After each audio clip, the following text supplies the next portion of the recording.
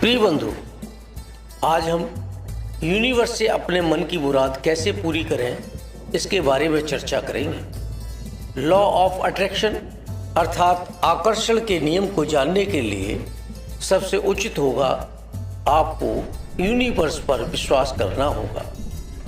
Universe पर विश्वास करें, परमात्मा पर विश्वास करें।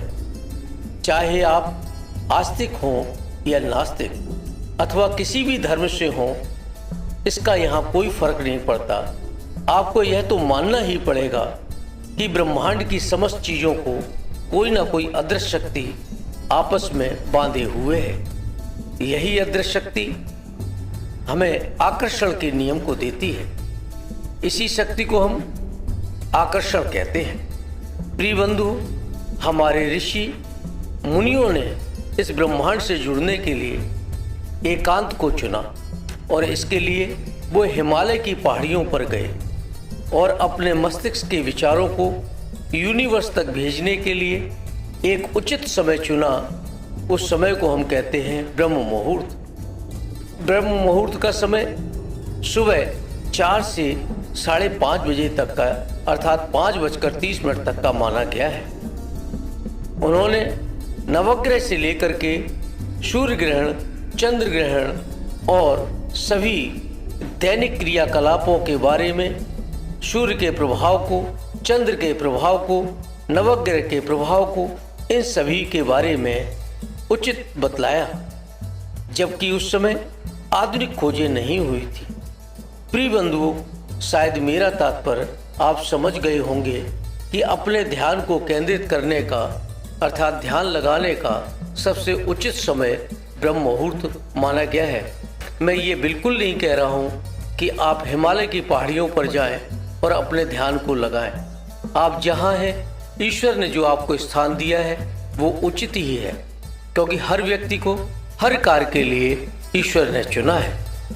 इस समय पृथ्वी पर जब आप ब्रह्म मुहूर्त में देखते हैं तो पृथ्वी पर पॉजिटिव एनर्जी अर्थात सकारात्मक ऊर्जा उपस्थित होती है। आप महसूस करेंगे इस समय प्रकृति में से जो वनस्पतियां हैं वहां से एक विशेष प्रकार की गंध निकलती है। ये गंध आपके मन को मोह लेती है, आपका मन प्रफुल्लित होता है।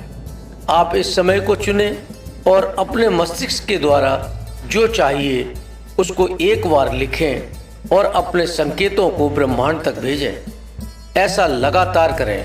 लिखना सिर्फ आपको एक बार है, लेकिन अपने संकेतों को प्रतिदिन भेजना है।